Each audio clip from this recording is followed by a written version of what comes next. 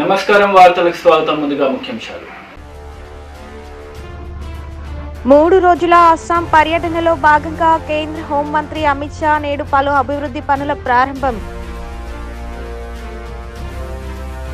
జగన్ రెడ్డి పాలనంతా తప్పుడు కేసులు, అక్రమ అరెస్టులని విమర్శించిన పరుచూరి అశోక్ బాబు. 3 రోజుల అస్సాం పర్యటనలో భాగంగా కేంద్ర హోంశాఖ మంత్రి అమిత్ షా నేడు పలు అభివృద్ధి పనులను ప్రారంభించారు. 7 దశాబ్దాలుగా అస్సాం పోలీసులు ఎన్నో ప్రతికూల పరిస్థితులను ఎదుర్కొని ముందడుగు వేసి ఈ స్థాయికి చేరారని పేర్కొన్నారు. श्रीमंत शंकरदेव और मां कामाख्या की भूमि और आसाम को भूमि पर पग रहते ही लसित बरफुकन अपनी वीरता, बलिदान, देशभक्ति और जुझारूपन के लिए न केवल आसाम के लोग, देश भर के लोग उनको याद करते हैं. यही भूमि है. ये भूमि को मां कामाख्या का आशीर्वाद प्राप्त है. शंकरदेव और माधवदेव का मार्गदर्शन मिला है. महाबाहु ब्रह्मपुत्र का जल इसके कण कण को रोमांचित करता है और भूपेंद्र हजारिका का संगीत यहाँ की हवाओं में हमेशा हमेशा के लिए गूंजता है.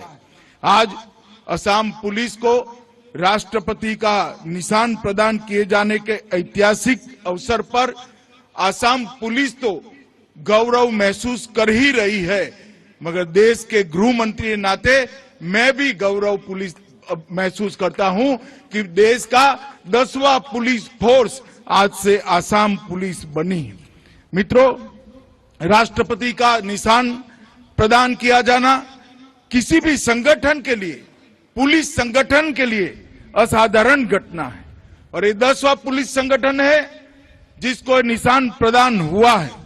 इसके साथ CRPF, BSF, Assam rifle, ITBP, RAF, SSB और आरपीएफ के साथ 10 पुलिस संगठनों के साथ आज से आसाम पुलिस भी एक गौरवपूर्ण क्लब के अंदर अपना नाम दर्ज करा रही है. इस समग्र आसाम के लिए बहुत गौरव का विषय है. मित्रों, जहां तक సీఎం జగన్మోహన్ రెడ్డి చేస్తున్న అభివృద్ధిని చూసి ప్రతిపక్షాలు ఓర్వలేకపోతున్నారని మంత్రి రోజా వెల్లడించారు. ఈ రోజు జగన్మోహన్ రెడ్డి గారి సుపరిపాలన చూసి ప్రజలు జగనన్నని ఏ విధంగా అభిమానిస్తున్నారో చూసి సహించలేని చంద్రబాబు నాయుడు అండ్కో ఏ విధంగా విషం కక్కుతున్నారో మీ అందరూ కూడా గమనిస్తున్నారు. జగన్మోహన్ రెడ్డి గారు ఈ 3 సంవత్సరాల్లో తన పరిపాలనతో గడప గడపని టచ్ చేయడమే కాకుండా ప్రతి గుండెలో కూడా నిలవడం మనం చూస్తున్నాం. ఎందుకంటే తన పాదయాత్రలో ఏదైతే ప్రజల కన్నీళ్లు చూశారో ఆ కన్నీళ్లు తుడవటానికి నవరత్నాలు తీసుకురావటం, వాటి ద్వారా ఈ 3 సంవత్సరాల్లో దాదాపుగా 1,35,000 కోట్ల రూపాయలు ఈరోజు సంక్షేమ పథక రూపంలో డైరెక్ట్ గా బెనిఫిషియర్స్ కి ఇచ్చి అవినీతికి తావు లేకుండా పారదర్శకంగా ప్రజల కష్టాల్ని, వారి పేదరికాన్ని దూరం చేయడానికి ఆయన వేస్తున్న బాటలు మనం అందరం కూడా కళ్ళారా చూస్తున్నాం. ఈ రోజు జగన్మోహన్ రెడ్డి గారు ఏది చేసినా ప్రతి దాన్ని నెగటివ్ చేయడానికి తన పచ్చ ఛానళ్లతో చంద్రబాబు నాయుడు ఏ విధంగా ప్రయత్నిస్తున్నాడో కళ్ళారా చూస్తున్నాం. అండ్ ఈ రోజు 2 సంవత్సరాలు ఉంది, అయినా అప్పుడే ఆయనకి అధికార దాహం. ఎప్పుడెప్పుడు కూర్చుందామా ముఖ్యమంత్రి సీట్లో అని ఆశపడటమే గాని ముఖ్యమంత్రి అయిన తర్వాత ప్రజలకు ఇచ్చిన మాటను నెరవేర్చుకుందాం, ప్రజల కష్టాన్ని దూరం చేద్దామన్న ఆలోచన ఏ రోజు కూడా చంద్రబాబు నాయుడికి లేదు. ఈ రోజు తాను అధికారంలో కూర్చోవడం కోసం త్యాగాలు చేయాలి, అందరం కలిసికట్టుగా పోటీ చేయాలి అంటున్నాడు. నేను చాలా పెద్ద మేధావిని, 40 years ఇండస్ట్రీ అని చెప్తారే, మరి ఒంటరిగా పోటీ చేయడానికి ఎందుకు ధైర్యం లేదు చంద్రబాబు నాయుడు గారు నేను అడుగుతున్నా. ఎందుకంటే ఆయన ప్రజలకు ఇచ్చిన వాగ్దానాలు ఎప్పుడు నెరవేర్చలేదు. ప్రజల్ని మోసం చేయడం, రాష్ట్రాన్ని అప్పుల్లో ముంచేయడం తప్ప ఆయనకు ఇంకొకటి తెలియదు అనేది మనందరం కూడా గమనించిన విషయం. అందుకే ఈ రోజు ప్రజలు అతన్ని చీకొట్టారు. 23 సీట్లకే కుదించి హైదరాబాద్ కి తరిమేశారు. కాబట్టి మళ్లీ పవన్ కళ్యాణ్ బీజేపీతోనో లేదా కమ్యూనిస్టులతో జత కలపాలని చాలా ఆరాట పడుతున్నాడు. ఈరోజు పవన్ కళ్యాణ్ చూస్తే నిజంగా చాలా బాధేస్తుంది. కనీసం ఎమ్మెల్యేగా కూడా గెలవలేనోడు ఈరోజు జగన్మోహన్ రెడ్డి గారిని ఓడిస్తానంటాడు. ముందు నువ్వు ఎమ్మెల్యేగా గెలిచి ఆ తర్వాత జగన్ గారికి సవాల్ ఇస్తే బాగుంటుంది. దానికి చాలా ప్లేసెస్ ఉన్నాయి. అటు సముద్ర తీరం చాలా సుదీర్ఘమైన లెంత్ ఎక్కువ ఉంది కాబట్టి ఎక్కువ కూడా డెవలప్ చేసే అవకాశం ఉంది. అలాగే మన టెంపుల్స్ కానీ అలాగే మన ఏమంటారు వాటర్ ఫాల్స్ కానీ ఇలా చెప్పడానికి చాలా ఉన్నాయి. సో మొన్ననే కిషన్ రెడ్డి గారిని కలవటం జరిగింది. సో సెంట్రల్ గవర్నమెంట్ నుంచి ఏమేమి స్కీమ్స్ ఉన్నాయి, స్టేట్ గవర్నమెంట్ నుంచి మనం ఏం మ్యాచింగ్ చేయాలని చెప్పి డిస్కషన్ చేయడం జరిగింది. జగన్ గారితో కలిసి ఖచ్చితంగా మన రాష్ట్రాన్ని టూరిజం వైపు అందరూ వచ్చేలాగా మేము డెవలప్ చేస్తాం. రాజమండ్రి కాకినాడలో ఫోటోగ్రాఫర్స్ 50 ఎకరాల స్థలం ఇచ్చి చేస్తున్నారు. అట్లా మన మంగినపూడి బీచ్ లో ఏమైనా మనం చేయగలం అందుకే చెప్తాను. అది డెసిషన్ నేను తీసుకునేది కాదు కాబట్టి మీరు ఏదైనా రిప్రజెంటేషన్ ఇస్తే ముఖ్యమంత్రి గారి దృష్టికి తీసుకెళ్ళండి. క్రీడా శాఖ మంత్రి కదా, సీఎం కప్ టీమ్ సెట్ అయ్యి 4 నెలలు అయిపోయింది. ఇప్పుడు వరకు సీఎం కప్ టోర్నమెంట్ జరిగింది. అదే అండి, ఎగ్జామ్స్ అవ్వగానే ఎక్కడెక్కడైతే సీఎం కప్ టోర్నమెంట్ చేయాలో అవన్నీ కూడా దగ్గరుండి చేయిస్తాం. ఈ ఎగ్జామ్స్ అయ్యి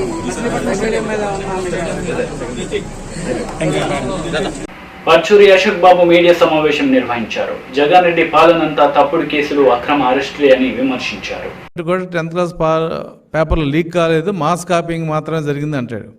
మరి ఇవాళ ఏ ఆధారంతో కనీసం ఎఫ్ఐఆర్లో నారాయణ ఇన్స్టిట్యూట్ సంబంధించిన వ్యక్తిగా ఆయన పేరు కూడా లేకుండా ఇవాళ ఆయన అరెస్ట్ చేసి తీసుకురావడం అనేది అత్యంత దారుణం. సరే, ఈ కేసు నిలబడతా లేదనేది తర్వాత అంశం. ప్రభుత్వానికి కూడా తెలుసు ఈ కేసు నిలబడదని.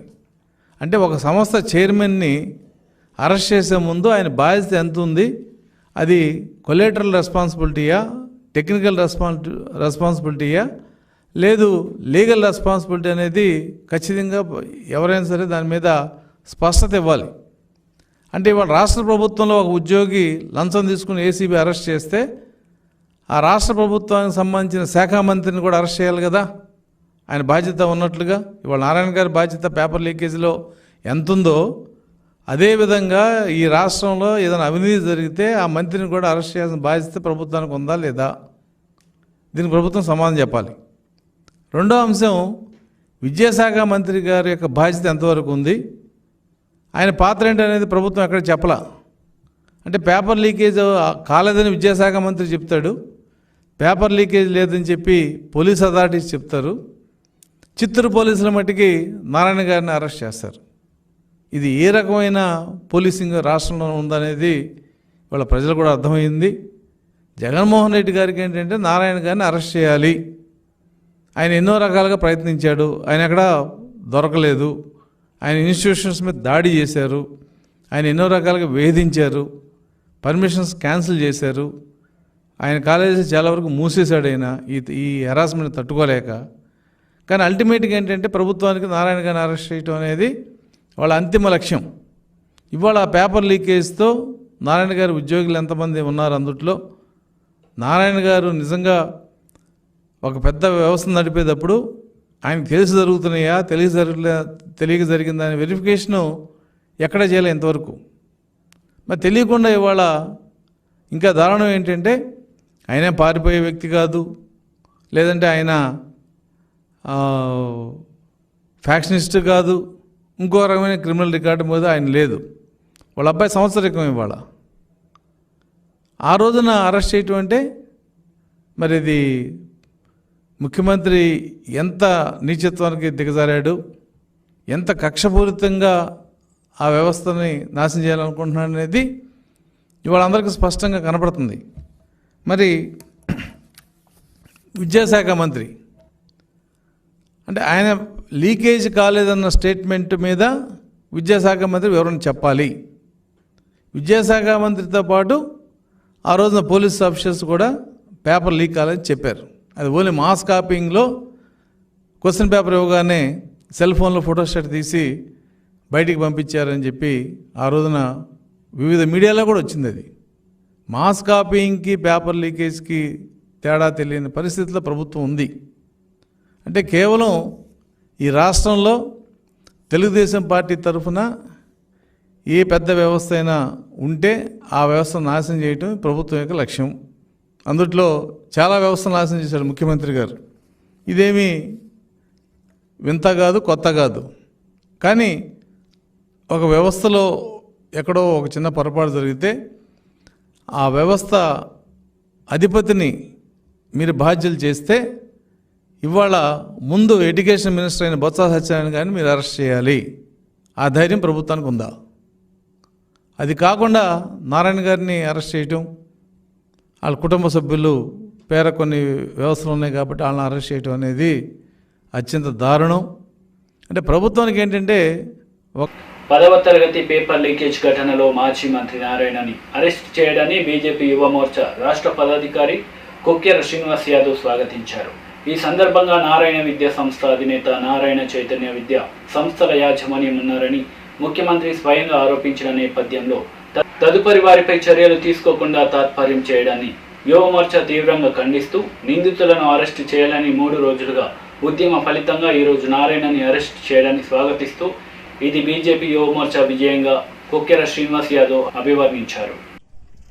ఎట్టకేలకు భారతీయ జనతా యువ మోర్చా రాష్ట్ర యువ మోర్చా నాయకత్వం కేతినేని సుందరమ నాయకత్వంలో ఈ రోజు చేసినటువంటి ధర్నా ఏదైతే ఉందో, జగన్మోహన్ రెడ్డి ముఖ్యమంత్రి స్థాయిలో ఒక ప్రకటన చేసి తిరుపతి సాక్షిగా చేసిన ప్రకటన కట్టుబడి ప్రభుత్వం భారతీయ జనతా పార్టీ డిమాండ్ కి తలొగ్గి ఇది భారతీయ జనతా పార్టీ విజయంగా చెప్తున్నాం. నారాయణను అరెస్ట్ చేయడం, నారాయణపై కేసు పెట్టడాన్ని భారతీయ జనతా యువ మోర్చా అంగీకరిస్తా ఉంది. దీనికి సంబంధించినటువంటి ఏదైతే మేము గడిచినటువంటి 4 రోజులుగా జగన్మోహన్ రెడ్డి విద్యా దీవెన పథకం ప్రారంభోత్సవం తిరుపతి సాక్షిగా ప్రకటించిన ప్రకటన కట్టుబడి మీకు నిజంగా చిత్తశుద్ధి ఈ 3 రోజుల నుంచి ఉంటే మొన్న అరెస్ట్ చేయాల్సింది. కానీ ఈ రోజు భారతీయ జనతా యువ మోర్చా గడిచిన 3 రోజులుగా డియూ ఆఫీసులు రిప్రజెంటేషన్ ఇవ్వడం, ఈ రోజున డియూ ఆఫీసులు ధర్నాలు పిలుపునివ్వడం, రాష్ట్ర వ్యాప్తంగా 26 జిల్లాల్లో ఈ యొక్క కార్యక్రమాలను చేయడానికి తలొగ్గి భారతీయ జనతా యువ మోర్చా డిమాండ్ కి తలొగ్గి ప్రభుత్వం తీసుకున్న చర్యలను మేము యాక్సెప్ట్ చేస్తా ఉన్నాం. ఇదే కనుక చిత్తశుద్ధి ఆ రోజు ఉండుంటే ఈ పాటికి కేసు నమోదు చేసి చైతన్య నారాయణ సంస్థలు కనుక మూపించేసి ఉంటే ఈ పరిస్థితి వచ్చేది కాదు. మేము చెప్తున్నాం, మేము ఎప్పుడు Bharatiya Janata party MLA MP టికెట్ల కోసం, ఓట్ల కోసం, సీట్ల కోసం కాదు. వ్యవస్థ నిర్వీర్యం చేసేటటువంటి వ్యక్తులైనా, వ్యవస్థ అయినా, సంస్థ అయినా, ఏ కార్పొరేట్ వ్యవస్థ అయినా సరే, ఏ యొక్క కంపెనీ అయినా, ఏదైనా సరే ఖచ్చితంగా దీనికి ట్రాన్స్పరెంట్ గా, పారదర్శకంగా భారతీయ జనతా పార్టీ పనిచేస్తుంది తప్ప మీలాగా ఓట్ల కోసం, సీట్ల కోసం పనిచేయదు. డిమాండ్లు వస్తే అరెస్ట్ చేయడం, డిమాండ్లు అరెస్ట్ చేయకపోవడం అనేది ఎప్పటికీ లేదు. కాబట్టి ఈ రోజు జరిగినటువంటి నారాయణ ఏదైతే ఉందో కార్పొరేట్ రంగంలో శాసిస్తూ నారాయణ చైతన్య విద్యా సంస్థల 1000 కోట్ల ప్రజల డబ్బుని దాచుకున్న వ్యక్తుల్ని మీరు లీకేజ్ అవడానికి కారణం ఆయన వాళ్ళ యొక్క ఎవరైతే ఉన్నారో వాళ్ళ జీఎం ఎవరైతే ఉన్నారో అతను నారాయణ ఒత్తిడి మేరకు మీ మాల్ ప్రాక్టీస్ పాల్పడడం, ఆయన ఒత్తిడి మేరకు మేము చేసామని అంగీకరించడం, దాని ఆధారంగా మీరు కేసు పెట్టాన్ని అరెస్ట్ చేయడానికి మేము తీవ్రంగా యాక్సెప్ట్ చేస్తా ఉన్నాం. ఇది భారతీయ జనతా యువ మోర్చా విజయంగా మరొకసారి రాష్ట్ర వ్యాప్తంగా చెప్తా ఉన్నాం. ఇలాంటి ఉద్యమాలు, అనేక ఉద్యమాలు ఈ పేపర్లో యొక్క విద్యార్థికి ఈ యొక్క సెకండరీ స్కూల్ ఎడ్యుకేషన్ అనేది 10వ తరగతి అనేది ఖచ్చితంగా ఒక స్పష్టమైన జీవిత కాలం, ఎక్కడికి వెళ్ళినా సరే 10వ తరగతి సర్టిఫికేట్ జెరాక్స్ ఇవ్వని అడుగుతారు. అలాంటి యొక్క వ్యవస్థని మీరు నిర్వీర్యం చేసే పని చేశారు. ఈ రకంగా ఆరోపణలు చేసి వదిలేయడం గతంలో అలవాటుగా మారింది. ఈ రోజున భారతీయ జనతా పార్టీ కంకణం కట్టుకొని యువ మోర్చా లీడ్ తీసుకొని దీనిని అంతు తేల్చే వరకు నిద్రభావం చెప్పేసి 3 రోజుల క్రితం చెప్పడం జరిగింది. దానిలో భాగంగానే ఈ రోజు రాష్ట్ర వ్యాప్తంగా జరిగిన ఉద్యమ ఫలితంగానే ఈ రోజున నారాయణ అరెస్ట్ చేయడం, చర్యలకు పూనుకోవడం, ఒక ఎఫ్ఐఆర్ నమోదు చేయడం, ఆ తర్వాత అతను ఇంకో కేసులో కూడా ఇన్నర్ రింగ్ రోడ్డు సంబంధించినటువంటి అమరావతి రాజధాని భూముల విషయంలో కూడా మరో కేసు పెట్టి చేసి. నేను చెప్తుంది ఏంటంటే, ఏ వ్యక్తులైనా సరే వ్యవస్థ నిర్వీర్యం చేసే వ్యక్తులు ఎక్కడున్నా, అది వ్యక్తి కానీ సంస్థ కానీ ఎవరైనప్పటికీ కూడాను వాటిని ఖండిస్తూ మీరు చర్యలు తీసుకుంటే మీ మీద ప్రజలకు కొంత నమ్మకం కలుగుతుంది తప్ప విశ్వాసఘాతకానికి మీరు పాల్పడొద్దు. ఆరోపణలు చేయడం వెనక్కి తీసుకోవడం, ఆరోపణలు చేయడం వెనక్కి తీసుకోవడం. అలాగే మరొకసారి చెప్తున్నాం, బొత్స సత్యనారాయణ కూడా మీరు బర్తరఫ్ చేయాలి. ఏబీవీపీ కార్యకర్తలను విజయనగరంలో వాళ్ళని అరెస్ట్ చేయడం, వాళ్ళ ఇంటిని పోలీసులతో బందోబస్తు పెట్టడం, గృహ బృందం చేయడం, వాళ్ళ మీద కేసులు పెట్టడం అనేది తీవ్రంగా ఖండిస్తా ఉన్నాం. బొత్స సత్యనారాయణ విద్యాశాఖకే అతను పనికిరాడు. ఆ వ్యక్తిని తీసుకొచ్చి మీరు విద్యాశాఖ అప్పచెప్పడం అంటే ఏదో విచిత్ర సన్నివేశం అనమాట. ఆయనకు అవగాహన లేదు. ఆ రోజు అన్నారు ఈయనకి విద్యాశాఖ ఇవ్వటం ఏంటని చెప్పేసి. ఆయనకి ఏదో పురపాలక శాఖ గతంలో ఏ రకరకాలుగా ఇచ్చారు, అలా ఇచ్చుంటే పోయేది. కాబట్టి ఈ రోజు జరిగినటువంటి ప్రభుత్వం తీసుకున్న చర్యలు ఏవైతే ఉన్నాయో, నారాయణ విద్యా సంస్థల అధినేతని, అతను నారాయణ మాజీ మంత్రి, నారాయణ విద్యా సంస్థల యొక్క చైర్మన్ అన్న ఫౌండర్ అయిన వ్యక్తిని అరెస్ట్ చేయడం, నిజాన్ని నిగ్గు తేల్చండి, ట్రాన్స్పరెంట్ గా ఎంక్వైరీ చేయండి. ఏదో రాజకీయ పార్టీలతో కుమ్మక్కైపోయి ఆరోగ్య సంరక్షణలో నివారణ చర్యలు, ఆధునిక వైద్య సదుపాయాల మధ్య సమన్వయంతో ప్రభుత్వం ఆరోగ్య రంగంలో సమగ్రంగా పనిచేస్తుందని కేంద్ర ఆరోగ్య మంత్రి డాక్టర్ మన్సుఖ్ మాండవీయ అన్నారు. ఈ సందర్భంగా కేంద్ర మంత్రి డాక్టర్ భారతీ పవార్ మాట్లాడుతూ లేడీ హార్డింజ్ మెడికల్ కాలేజీకి శతాబ్దానికి పైగా సుదీర్ఘ చరిత్ర ఉందని, కాలంతో పాటు ఎంతో పురోగమిస్తోందన్నారు. हमें 25 साल का हेल्थ सेक्टर का रोड मैप क्या होना चाहिए। सभी स्टेट अपनी अपनी ओर से कोई ना कोई बेस्ट प्रैक्टिस कर रहा है, कैसी बेस्ट प्रैक्टिस कर रहा है, उसको यूनिवर्सल इम्प्लीमेंटेशन कैसे किया जाए, उसके ऊपर बहुत गहराई से चिंतन किया गया। उसके आधार पर 25 साल का एक हेल्थ सेक्टर का रोडमैप बनेगा। मोदी गवर्नमेंट की एक यही विशेषता है कि हम जो भी करते हैं वो कभी टोकन नहीं करते हैं, टोटल में हमेशा सोचते हैं, और जब टोटल करते हैं तब एक होलिस्टिक अप्रोच बनाने की आवश्यकता होती है। రాష్ట్ర ఐటీ పురపాలక శాఖ మంత్రి కేటీ రామారావు ఈ రోజు కామారెడ్డి జిల్లాలో పలు అభివృద్ధి కార్యక్రమాల్లో పాల్గొన్నారు. బీబీపేట మండలం కోనాపూర్లో కేటీఆర్ ప్రభుత్వ పాఠశాల భవన నిర్మాణానికి శంకుస్థాపన చేశారు. ఈ మాట అంటే బాగుండదు కానీ ఒక వ్యవసాయ కుటుంబంలో పుట్టిన, ఒక రైతు కుటుంబంలో పుట్టిన పెద్ద ఆయన ఈరోజు మనకు ముఖ్యమంత్రిగా ఉన్నారు కాబట్టే ఇన్ని కార్యక్రమాలు రైతుల కోసం జరుగుతూ ఉన్నాయి. ఒక్కసారి మనం చుట్టూ తిరిగి చూస్తే మనకు అర్థమవుతుంది. 24 గంటల కరెంటు ఉచితంగా రైతులకు ఇస్తున్న ఏకైక ప్రభుత్వం భారతదేశంలో ఎక్కడ ఉన్నది అంటే కేసీఆర్ ప్రభుత్వం, తెలంగాణ ప్రభుత్వం మాత్రమే. అదేవిధంగా 50,000 కోట్ల రూపాయలు, 1 రూపాయి కాదు, 2 రూపాయలు కాదు, 50,000 కోట్ల రూపాయలు మీ అకౌంట్లలో మీరు మళ్ళా వెనుకకు అట్టే అవసరం లేకుండా రైతు బంధు రూపంలో 63 లక్షల రైతన్నలకు ఇచ్చిన ఏకైక ప్రభుత్వం భారతదేశ చరిత్రలో కేసీఆర్ ప్రభుత్వం. ఎవరన్నా చేసిండ్రా? 75 ఏళ్ల స్వాతంత్రం వచ్చినాక ఒక్కసారి మీరు ఆలోచన చేయండి. ఎక్కడన్నా ఒక రైతు చచ్చిపోతే, ఎట్లా చచ్చిపోయినా, పాము గుట్టి చచ్చిపోయినా, షాక్ కొట్టి చచ్చిపోయినా, గుండెపోటుతో చచ్చిపోయినా ఆయనకు ఏమాత్రం 1 రూపాయి కట్టే అవసరం లేకుండా ఎల్ఐసీల ప్రభుత్వమే మొత్తం పైసలు కట్టి 5 లక్షల రూపాయలు దినవారం కాకముందే ఆ కుటుంబానికి అందుతున్నాయంటే అది కేసీఆర్ ప్రభుత్వం, అది రైతుల పట్ల. రాష్ట్రంలోని ప్రభుత్వ ఆసుపత్రులను అత్యద్భుతంగా తీర్చిదిద్దుతామని వైద్య ఆరోగ్య శాఖ మంత్రి హరీష్ రావు అన్నారు. ప్రభుత్వ ఆసుపత్రుల్లో కాల్పులను 70% తీసుకువెళ్లడమే లక్ష్యంగా పనిచేస్తున్నామని తెలిపారు. ఏదైనా స్కానింగ్ చేయాలంటే ప్రైవేట్లకు పోతున్నారు.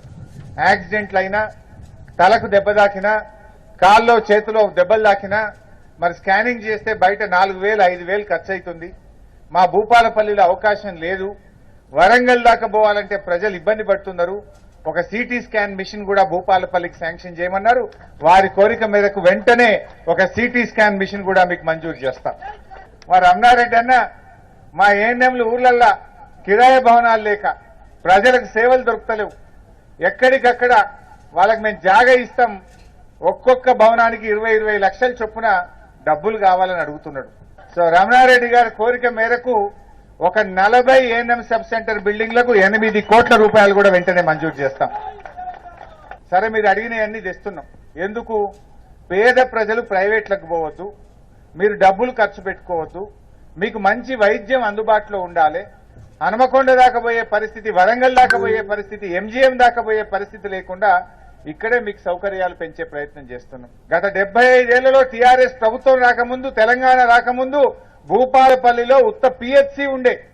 ఇలా పిహెచ్సి నుంచి మెడికల్ కాలేజీకి ఇలా భూపాలపల్లి పెరిగిందంటే అది కేసీఆర్ గారి వల్ల, టీఆర్ఎస్ ప్రభుత్వం వల్ల అని చెప్పి నేను మనవి చేస్తా ఉన్నా. ప్రభుత్వ భూమి నాల కన్వర్షన్ ఫైల్ ను బోధన ఆర్డీఓ రిజెక్ట్ చేస్తే ఎడపల్లి ఎంఆర్ఓ కరెక్ట్ చేసిన వైడం ఎడపల్లి మండలం తహసీల్దార్ ప్రవీణ్ కుమార్ అవినీతి ఆగడాలకు అడ్డుకట్ట పడేదెప్పుడు అని మండల ప్రజలు ఎదురుచూపులు చూస్తున్నారు. ఎడపల్లి మండలంలోని ఎడపల్లి గ్రామ శివార్లో గల సర్వే నంబర్ 299 ఇది కేకే ల్యాండ్ ప్రభుత్వ భూమి. ఈ భూమి కదీర్ ఖాన్ 2020లో నాలా కన్వర్షన్ కొరకు ఎడపల్లి ఎంఆర్ఓ ఆఫీసులో దరఖాస్తు పెట్టుకున్నాడు. ఇట్టి ప్రభుత్వ భూమిని అప్పటి వీఆర్ఓ మరియు ఆర్ఐ, ఇప్పటి ఎంఆర్ఓ ఎల్ ప్రవీణ్ కుమార్ ఇది పట్టా భూమి అని ఒక రియల్ ఎస్టేట్ బ్రోకర్ ద్వారా డబ్బులు దండుకుని అప్పటి బోధన్ ఆర్డీఓలకు నాలా కన్వర్షన్ చేయమని అట్టి ఫైల్ను పంపారు. ఆర్టీఓ బోధన్ గారు ఈ భూమిని పరిశీలించగా ఇది కేకే ల్యాండ్ సర్కారీ భూమి అని ఎంఆర్ఓ పంపిన నాలా కన్వర్షన్ ఫైల్ను రద్దుపరిచారని సిపిఎంఎల్ పార్టీ మండల నాయకుడు జంగం గంగాధర్ అన్నారు. సర్కారీ కేకే భూమికి నాలా అనుమతులను బోధన్ ఆర్డీఓ తిరస్కరించి నా ధరణి పోర్టల్ ప్రారంభమైన తర్వాత ఆర్డీఓ తిరస్కరించిన భూమికే ఎంఆర్ఓ అనుమతులను ఎలా ఇస్తారని జంగం గంగాధర్ ప్రశ్నించారు. ఒకవైపు రాష్ట్ర ప్రభుత్వం సర్కారీ భూములను కాపాడాలని తహసీల్దార్లకు ఆదేశాలు జారీ చేస్తే ఎడపల్లి తహసీల్దార్ ప్రవీణ్ కుమార్ మాత్రం రియల్ ఎస్టేట్ వ్యాపారులకు భూస్వాములకు వత్తాసు పలుకుతూ ప్రభుత్వ భూముల అన్యాక్రాంతాన్ని ప్రోత్సహిస్తున్నారని గంగాధర్ ఆరోపించారు.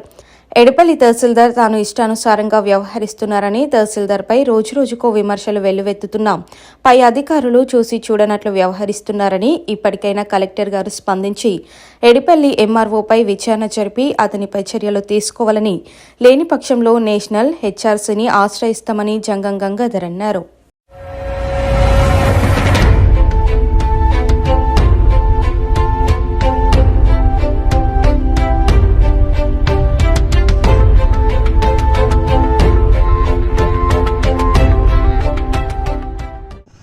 ఎడపల్లి మండలంలో ప్రభుత్వ భూములు సుమారు 33 ఎకరాల 6 గుంటల భూమి ప్రభుత్వ అసైన్మెంట్ భూమి ఉన్నది. అందులో కేకే భూమి ఉంది, కస్టోడీ భూములు ఉన్నాయి. ఈ భూములను అన్నీ ఈరోజు ఇక్కడ భూస్వాముల చేతుల మీదుగా పట్టాలు మారుతున్నాయి. అదేవిధంగా ఈ ఎంఆర్ఓ గారు వచ్చిన తర్వాత అనేకంగా ప్రభుత్వ అసైన్మెంట్ భూములు పట్టా భూములైన పాస్బుక్లు ఇచ్చారు. ఒకటి ఈ ఎంఆర్ఓ కూడా ఈ మండలంలో ఎంఆర్ఓ ఆఫీసులో ఉన్న ఆర్ఐ కానీ, పట్వారి కానీ, ఉప తహసీల్దార్ కానీ, ఎంఆర్ఓ వీళ్ళందరూ కలిసి ఇక్కడ ఉన్న ప్రభుత్వ భూములు భూస్వాములకు కట్టగడుతున్నారు. ఇప్పటికే కలెక్టర్ దృష్టికి జాన్కాంపేటు, తాడా కలర్ రావడం జరిగింది. గతంలో కుర్నాపల్లిలో కూడా 33 మందికి భూములు పట్టాలు లేకున్నా వారికి పట్టాలు ఇచ్చారు, భూములు లేవని చెప్పి కూడా గతం కలెక్టర్కి ఇవ్వడం జరిగింది. ఈరోజు ఎడపల్లి మండలంలో 299 సర్వే నెంబర్లో ప్రభుత్వ భూమి, ఇది కారిస్కాత భూమిని ఈరోజు 2 వ్యక్తులకు నాల కల్వసం చేయడం జరిగింది. గతంలో ఉన్న ఆర్డీఓ గారికి ఇదే ఎంఆర్ఓ నాల కల్వసం కోసం పంపిన భూమిని ఆ రోజు ఉన్న ఆర్డీఓ గారు ఈ భూమి ప్రభుత్వ భూమి అని చెప్పి రద్దు చేసిన భూమిని వెంటనే ఈ ఎంఆర్ఓ ఫైల్ తీసి మళ్ళీ ఈరోజు నాల కల్వసం చేయడం జరిగింది. అంటే ఈ ఎంఆర్ఓ ఎంత అవినీతికి పాల్పడుతున్నారో జిల్లా కలెక్టర్ తెలవాలి. ఈ ఎంఆర్ఓ పైన వెంటనే విచారణ చేసి చర్యలు తీసుకోవాలి. అవసరమైతే సస్పెండ్ కూడా చేసేందుకు కూడా జిల్లా కలెక్టర్కు ఆదేశాలు ఉన్నాయి. కాబట్టి దీని మీద తొందరగా విచారణ చేయాలని కోరుతున్నాం. లేని పక్షంలో సిపిఎం ఆధ్వర్యంలో ఇక్కడ గుడిసెలు వేయడానికి కూడా మేము సిద్ధంగా ఉన్నాం. ప్రభుత్వానికి డబుల్ బెడ్రూమ్లు ఇస్తామని చెప్పి ప్రభుత్వం ఒక చెప్తున్నది. భూములు చూపించమంటే ఈ ఎంఆర్ఓ గారు కానీ ఆర్డీఓలు కానీ భూములు ప్రభుత్వానికి చూపడం లేదు. కానీ మన ఎడపల్లి మండలంలో చాలామంది నిరుపేదలు ఉన్నారు, వారికి డబుల్ బెడ్రూమ్లు కూడా కట్టడానికి ఉన్నది. ఇక్కడ ఎడపల్లి ప్రాంతంలో కూడా చాలామంది భూములు ఇండ్లు లేని వాళ్ళు ఉన్నారు. వారికన్నా డబుల్ బెడ్రూమ్లు కట్టాలంటే భూమి స్థలం లేదు అని చెప్పారు. ఇక్కడనే శివాలయం దగ్గర 38 గుంటల భూమి ఉంది. తర్వాత ఇక్కడ చెరుకట్ట దగ్గర ప్రాంతంలో అక్కడ గోదాం కట్టిన దగ్గర అక్కడ ప్రభుత్వ భూమి ఉంది. ఇది కూడా 19 గుంటల భూమి ఉంది. ఇవన్నిటి మీద ప్రభుత్వం వెంటనే స్పందించి ప్రభుత్వ భూములని బోర్డుపాతి పేదలకు ఇళ్ల స్థలాలు ఇవ్వాలని చెప్పి సిపిఎం డిమాండ్ చేస్తుంది. వార్తలు ముగించే ముందు ముఖ్యాంశాలు మరోసారి. 3 రోజుల అస్సాం పర్యటనలో భాగంగా కేంద్ర హోంమంత్రి అమిత్ షా నేడు పలు అభివృద్ధి పనుల ప్రారంభం. జగన్ రెడ్డి పాలనంతా తప్పుడు కేసులు, అక్రమ అరెస్టులే అని విమర్శించిన పరుచూరి అశోక్ బాబు. ఈ వార్తలు ఇంతటితో సమాప్తం. తిరిగి ప్రసారమయ్యే వార్తలు మళ్ళీ కలుద్దాం. అంతవరకు సెలవు. నమస్తే.